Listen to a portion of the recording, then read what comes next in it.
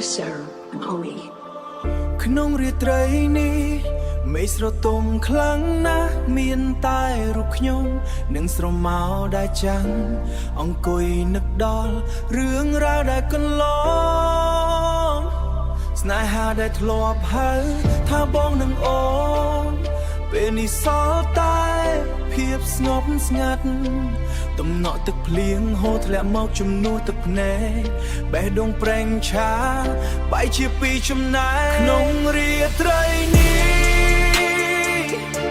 អូននៅឯណា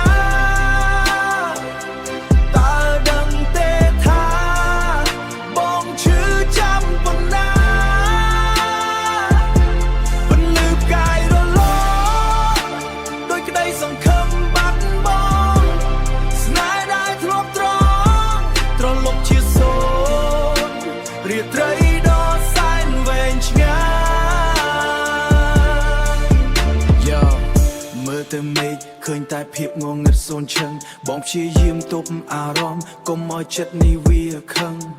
រាល់ពាក្យសន្យាដែលអូនធ្លាប់ថាស្រឡាញ់បងអស់ពីបេះដូងពេលនេះវាហត់ទៅបាត់ដូចជាផ្សែងបារីដែលហុយឡើងខ្ពស់ផុតកំពូលភ្នំបងដឹងថាត្រូវដើរចេញបាត់ទោះបីជាជើងទាំងពីរវានៅញ័របងដឹងថាត្រូវឈប់យំបាត់ទោះបីជាព្រៀងរួមមើលមិនច្បាស់ទោះបីជាភ្នែកទាំងគូនៅតែស្រវាំងមើលមិនច្បាស់ Heartbreak is a lesson I'm learning how to breathe again ក្នុងរាត្រីដែលគ្មានរូបអូនបងត្រូវរៀនរស់ដោយខ្លួនឯងរាត្រីនេះ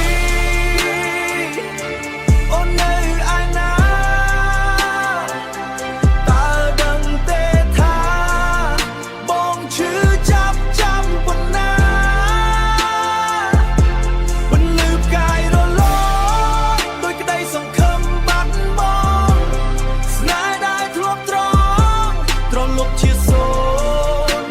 រាត្រីដ៏សែនវែងឆ្ងាយលាហើយរឿងរ៉ាវដែលធ្លាប់មាន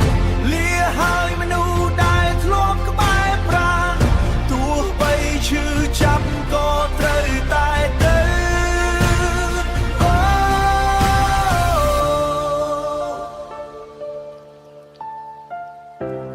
ក្នុងរាត្រីនេះ